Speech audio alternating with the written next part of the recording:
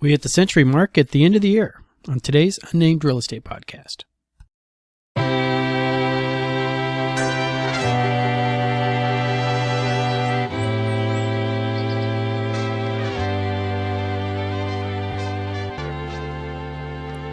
And here we are, episode 100.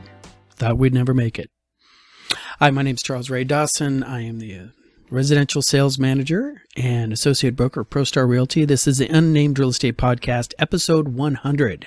Yes, boys and girls, we've been doing this for an entire 100 weeks, coming up on our 2-year anniversary here. So thank you all for those who have been there from the beginning. Thank for you guys who've decided to join in halfway.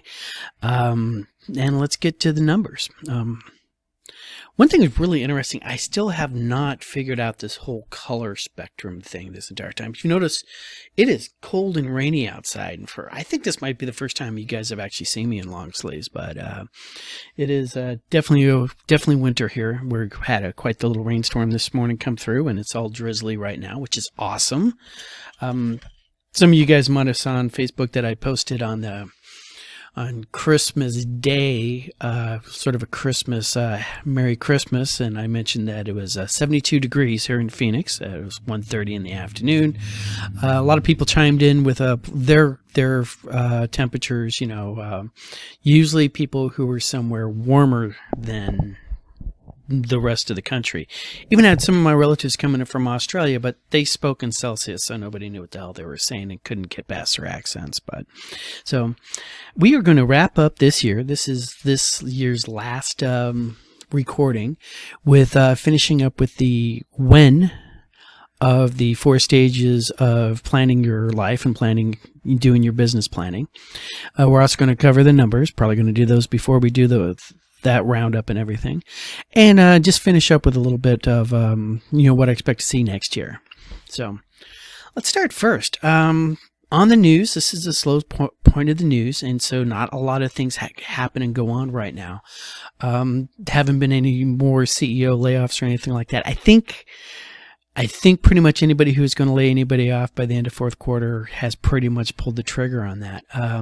We do have various articles are coming out, what to expect in 2023, and of course we're going to cover that next week when I look at this year's predictions I made and see how well I scored. Spoiler alert, not well. And then make my own projections for coming up on 2023.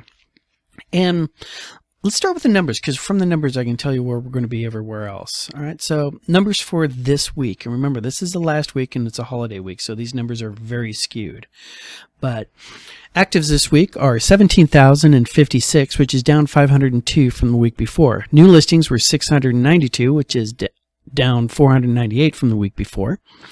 Pendings this week were 718, down 289, saying yes, some people were still showing houses over the Christmas weekend, just not me, because I told my clients no.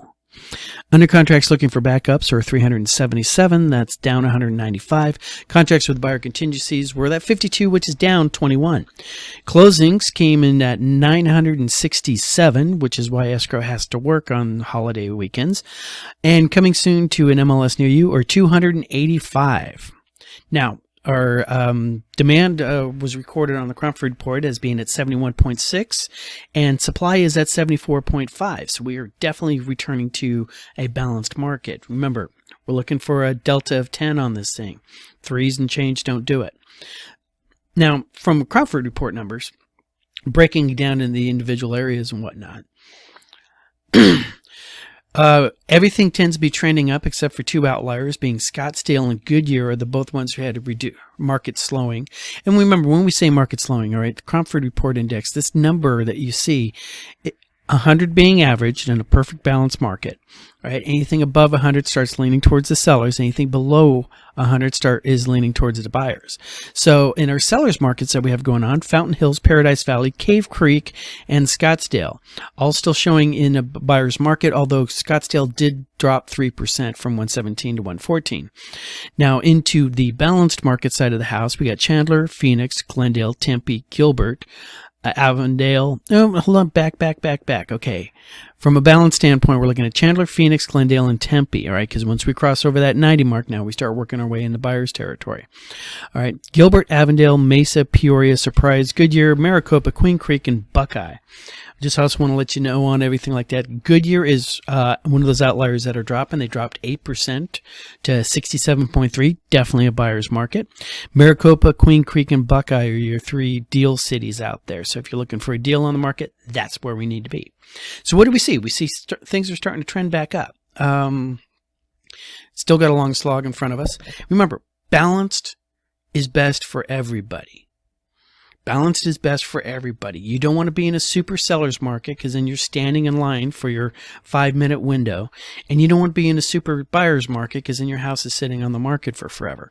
Balance is good. Balance in all things. Waves on the ocean. All right. So we're definitely in a balanced market. But when we come back and we look at this number right here, okay, we would prefer to see these numbers close together, but from a real estate standpoint, agents, loan officers, escrow officers, appraisers, home inspectors, people who work in real estate, we would like to see those actually up. We'd like it to be at 100, which is normal for a normal activity. All right, and at 71 and 74, we're down, more than a quarter where we should be. But balance is good for the consumer. These two numbers here being higher are good for the industry. So where are we at in the industry? This is a market cycle, right? This happens in all markets, no matter what the product is. Right? You have optimism that leads to enthusiasm. Right? Prices are going up. This market is great. Exhilaration, to euphoria. All right, and this is the top when people are just absolutely euphoric over the way things are. The dark clouds appear on the horizon because then you start feeling a little bit unease. Then you go into denial. No, we're not having a problem here. That's just a spot. I don't have cancer.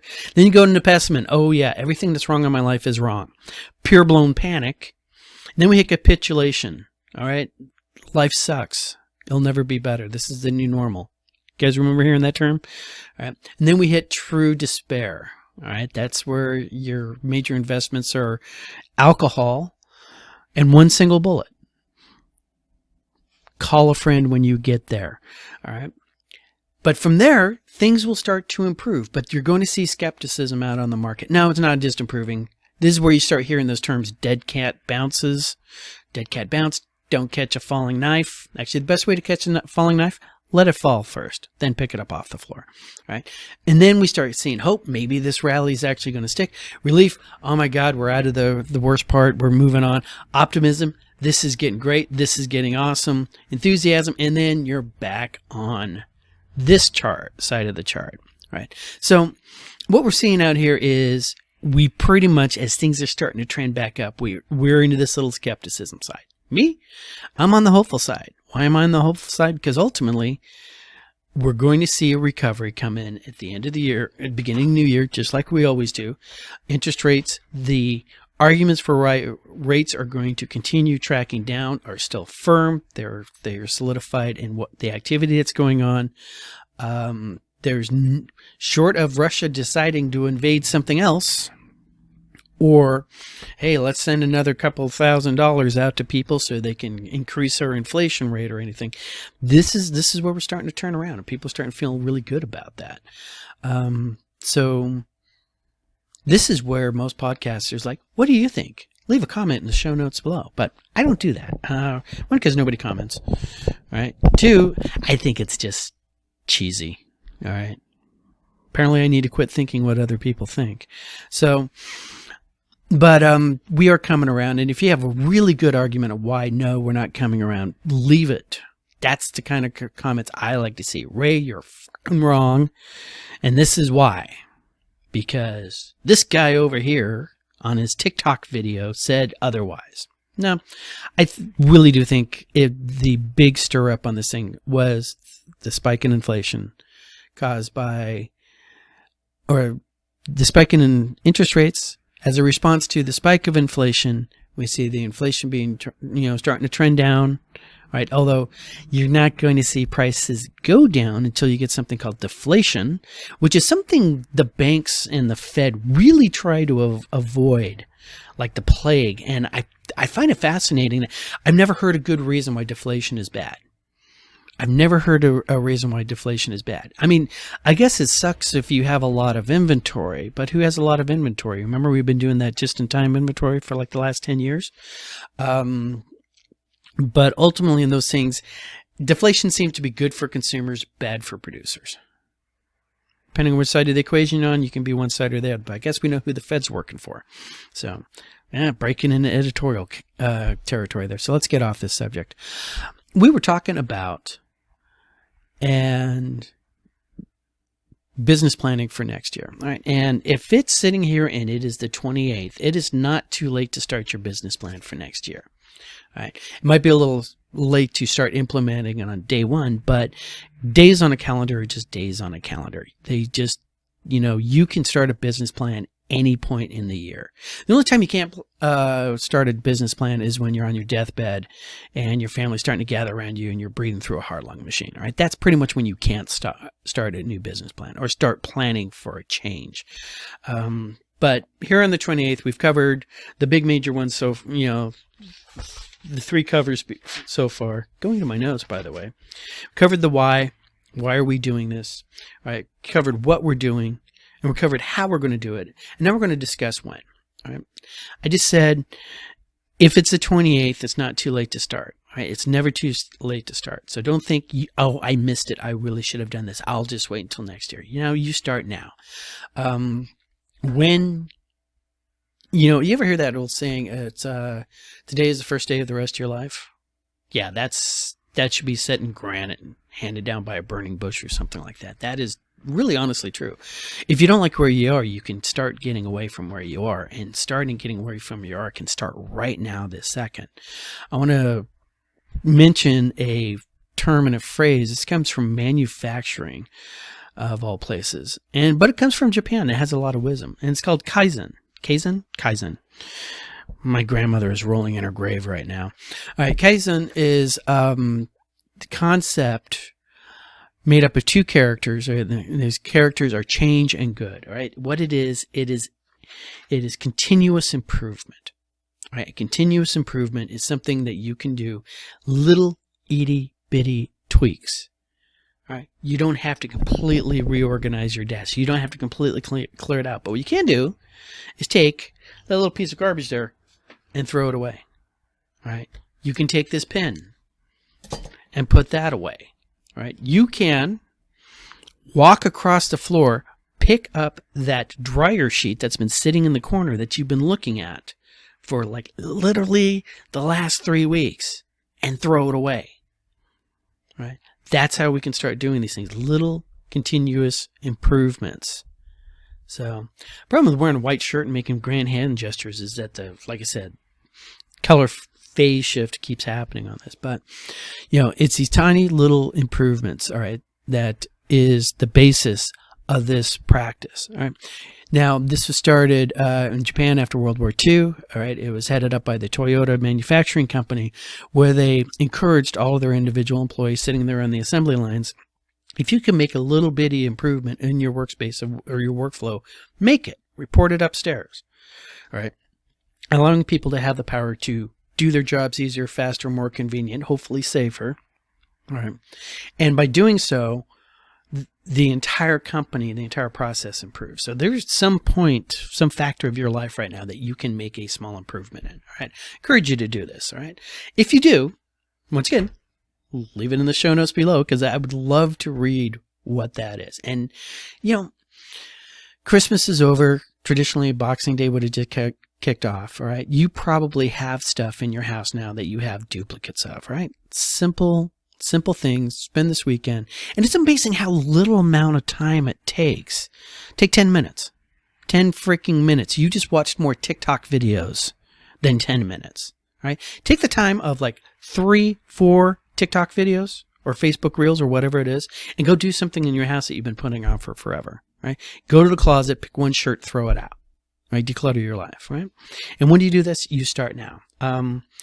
other thing when you're talking about and you're talking about doing these processes is you want to start developing a schedule for yourself. There are 1.5 billion apps out there. There's apps built into Microsoft Office. All right.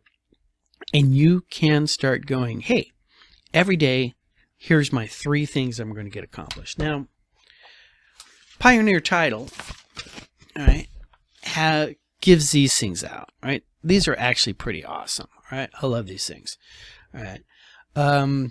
Just a things to do list. Comes in a little notebook. Mine sits right there. Come into the day. First thing I do when I sit down, I fire the computer up and I pull this thing over and I write down everything that I need to get done that day. All right, from 1 to whatever. I just work my way through that list. You know, all right, I need to call this person. I need to check the taxes on this property. I need to get this addendum over to the other side. And I just check them off. What I do is if I have I put it down by client.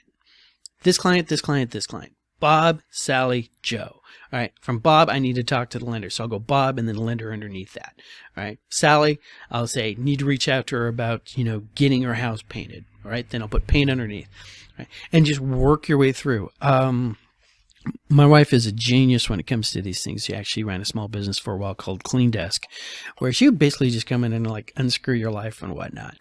And concept of there's a book out there called Getting Things Done, which I probably should have researched who the author was so I could be mentioning right now. I'll put that in the show notes below. Really a great book on how to get stuff. All right. But all the planning in the world doesn't work if you don't do anything. Right. Jocko, the great Jocko, said something on a podcast last week that really stuck to me. He said, execution is where dreams go to die. You can sit there and write the script in your head for the perfect movie. You can cast it in your head. Oh yeah, we're going to get, this person to play this character and this person to play this character. And it's going to be awesome. You're going to get the perfect director. And then next thing you know, you're in the shower accepting your Oscar award.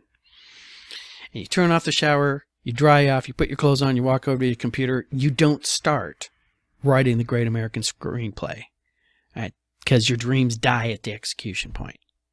All right. So when is your execution point? This is where we start doing it, and make that when now. All right. So that was almost preachy, but that's sort of the highlights I'm going to give to my my agents sales meeting next month. Except I will probably use worse words and maybe even threaten them with a baseball bat.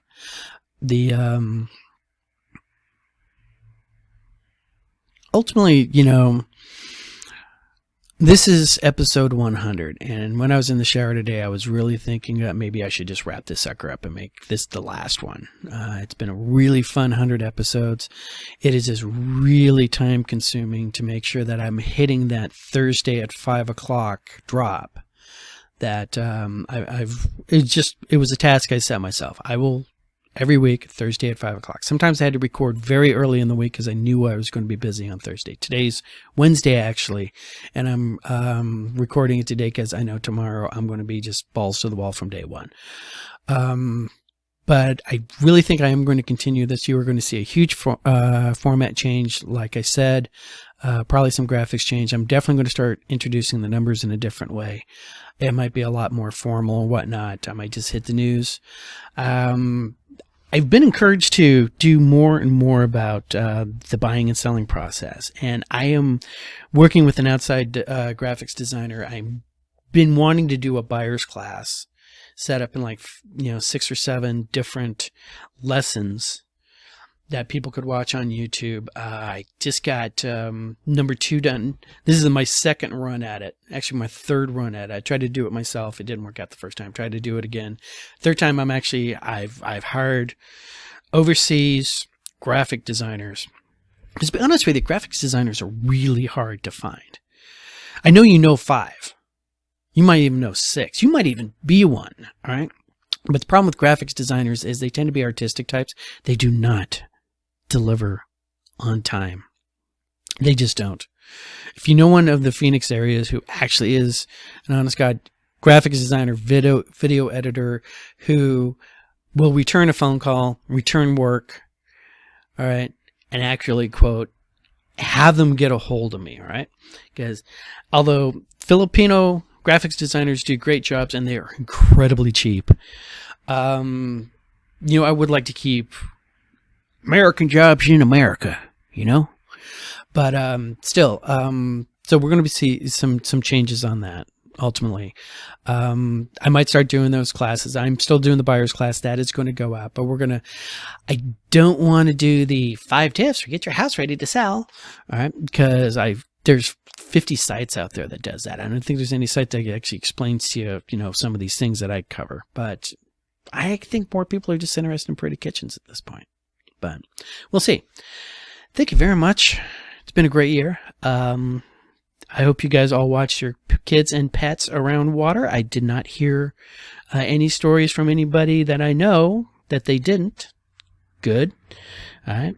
Working your circles every day. I know some of you have reached out to me that I wasn't expecting to hear from, so you are indeed working your circles. That's awesome, guys. Have a happy and safe New Year's Eve and New Year's, and I'll see you guys on the flip side. Take care.